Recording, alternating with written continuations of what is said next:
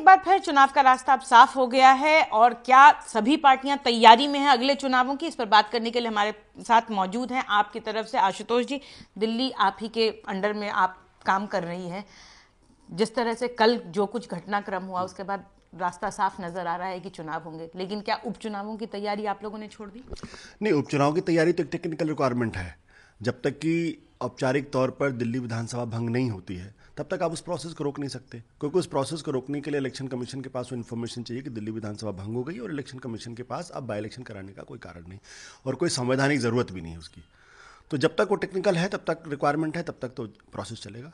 लेकिन क्या आप लोगों ने अगले चुनावों की तैयारी शुरू कर दी गई है? 70 विधानसभा सीटों पर आप लोगों के 28 कैंडिडेट जीत कर आए थे। अब ये माना जाए आप पार्टी के वो 28 तो लड़ेंगे ही और 70 के नाम वही होंगे जो पहले थे। देखो, जहाँ तक चुनाव की तैयारी की बात है, हमारी चुनाव की तैयारी लगातार कभी रुकी नहीं, और हम लगातार इस मोड में थे कि हमको दिल्ली का चुनाव लोगों के बीच में जाना है। लोगों को हमने जो काम किया, हमारे विधायकों ने जो काम किया है, उनको वो काम लगातार करते रहना, चाहे मोहल्ला सभा का मसला हो, चाहे लोगों के मुद्दे उठाने का मसला हो, चाहे RWA का मसला हो, चाहे ई रिक्शा का मसला हो, चाहे ऑटो रिक्शा का मसला हो। संगठन को मजबूत करने का काम, हमारा काम लगातार चलता रहा।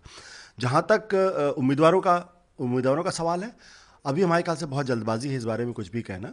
लेकिन एक बात ज़रूर है कि उम्मीदवार जो भी होंगे वो पार्टी की विचारधारा, पार्टी के कमिटमेंट के साथ जुड़े होंगे, और साथ ही साथ पिछले जो हमारे पुराने कैंडिडेट्स थे उनका इवेल्युएशन और असेसमेंट भी लगातार जारी है। यानी सब रिपीट होंगे, ऐसी भी बात नहीं है? देखो, अभी इस बारे में मैं कुछ टिप्पणी नहीं कहूँगा, लेकिन जिन लोगों ने अच्छा काम किया है, जिन लोगों ने जो जनता के साथ जुड़े रहे हैं, जो पार्टी की विचारधारा के साथ जुड़े रहे हैं, और संकट के समय में जो पार्टी के साथ खड़े रहे हैं, उन सबका असेसमेंट हो रहा है और उसके आधार पर अंत में फैसला किया जाएगा।